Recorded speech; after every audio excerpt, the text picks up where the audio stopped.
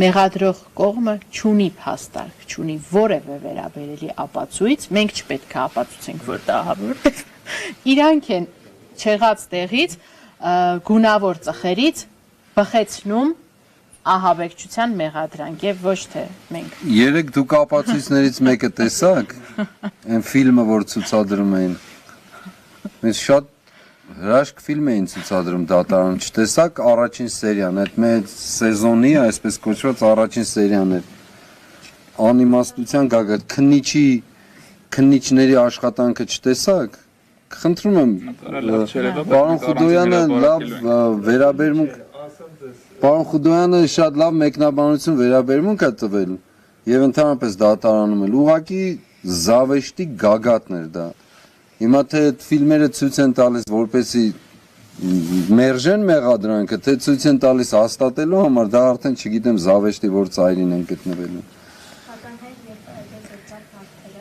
Հա։ Դե ապրումները ամոթի զգացում ենք ունենում, որ ապրում ենք այս ժամանակներում, բայց դարձյալ պիտի կրկնեմ, հսկայական հայրենիք կորցնելուց, այսքան մարդու կյանք խեղելուց, Բաքվի բանտերում գտնվելուց, տրամաբանականը դա, որ թիրախ պիտի դարձնեն ամենայն հայոց հայրապետին, որովհետև վեհապարը անընդհատ խոսել է այս թեմաների մասին, անընդհատ բարձրաձայնել է եւ բնականաբար պիտի գար նաեւ հրահանգ Փաշազադեից, որին շատ այսպես խոնարհումով ընդունում են ԿՊԱ-ական սիրելիները, իր որդեգիրները, հոգևոր որդեգիրները Փաշազադեի, հրամաններ Թուրքիայից, բնականաբար պիտի գար հասներ դրան, չէ, որովհետև վեհապարը այս ամբողջ եղածի ողբերգության մասին կարող եմ ասել առաջին ձայնը բարձրացնողը բոլոր ատյաններով եւ բոլոր հնարավոր միջոցներով։ Ինչու պիտի չլիներ։ Պիտի լիներ։ Եվ դա ասում եմ, մեր ինչպես արձանագրել եմ անցել անգամ մեր պատմության խայտառակ եւ սև օրերից մեկն է։ Բայց իրենք կպաճառաբանեն ասելով, որ դե օրենքի առջև բոլորը հավասար են, չէ։ Բայց ինչ գործով է դատարանում վեհապարը, սա է ամենակարևորը։ Իր պարտականությունները, իրավունքները, հայրապետական բարձր տնօրինությունը, պատասխանատվությունը իրականացնելու համար։ Այս պատճառով է իր բարձ կանոնական իրավունքները իրացնելու համար։ Հա, բանտային տարիներ, արդեն տարիներ դարձան։ Թե մարգարեական եք ասում, որ առաջիկային էլ է լինելու։ Ուրեմն ասեմ ձեզ, նախ վերստին պիտի գնահատանքով անդրադառնամ բոլոր ծառայողներին բուժկետից սկսած եւ ինչպես ասացի, մեզ համար յուրահատուկ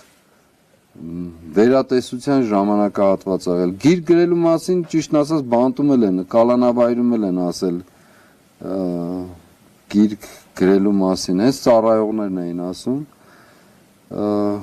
Նամակագրություններ կան, թղթակցությունները կան, որոշակի մեծ հոդվածներ կան,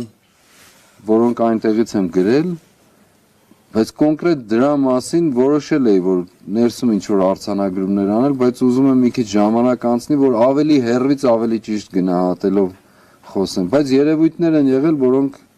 ուղղակի մարդկայնորեն չափազանց մեծ գնահատանք ունեն, հոգևոր իմաստով շատ խորը ապրումներ են տվել ինձ եւ դրանք անպայման կարձանագրվեն։ Եւ տեսնում եք, այստեղ արձանագրված սրբազոնն էլ դրա այսպես ասած վերարտադրությունն է, որովհետև երեքով գտնվում ենք նույն սենյակում կամ իրենց ինչպես ասում են խցում եւ շատ խոսակցություններ կային այդ թեմայով, ինչպես մարդիկ անցնում են ԱԱԾ-ի դիմացով խաչակնկվում են կամ ԱԱԾ-ի շենքից դուրս են գալիս թիկունքով են դուրս գալիս, ինչպես եկեղեցում եւ այդպես նաեւ ծնվեց այս անունը, երևի գրքի վերնագիրն էլ հենց այդպեսին կլինի սրբազոն անունով։ Այո, մարդկային կյանքի ես մարդիկ չհասկացան, որ դրանով ես միշտ ասել եմ, մեր կենսագրությունը մեր միայն իմը չէ, բոլոր նրանց ովքեր հայրենական գիտակցություն ունեն, ինքնության զգացողություն ունեն, գողացել են այս մարդիկ, 40 տարի շուրջ մեր կենսագրությունից գողացել են, մենք այս ամբողջ մեր գիտակցական կյանքը անցել է ազատագրության, հայրենիքի պաշտպանության, Արցախ աշխարհի, մեր կյանքի, մեր ներքին կյանքի հզորացման եւ այլն։ Սրա մասին է եղել եւ դա գողացել են, բայց այս մեզ համար մեր կալանքի կամ կալանավայրային կյանքով իրենք ինչ որ ձևով հարստացրեցին մեր կյանքը, մեր կենսագրությունը։ Չհասկացան, մտածում են մեզ պիտի կոտրեն, խեղճացնեն եւ այլն, չհասկացան, որ տարան այնտեղ, որտեղ մեր բնական վիճակն է, այսպես ասեմ, մենք արդեն իսկ կալանավոր ենք այս կյանքում, պանդուխտ ու կալանավոր լինելով։ Եվ այո, հավանաբար կգրենք, հավանաբար կառցանագրություններ, ինչ տեսքով, ինչ ձևով, ինչ ձևաչափով չգիտեմ, բայց այո։ Եվ երևի է հենց հիմա էլ ասեմ, անունը կլինի Սրբազան։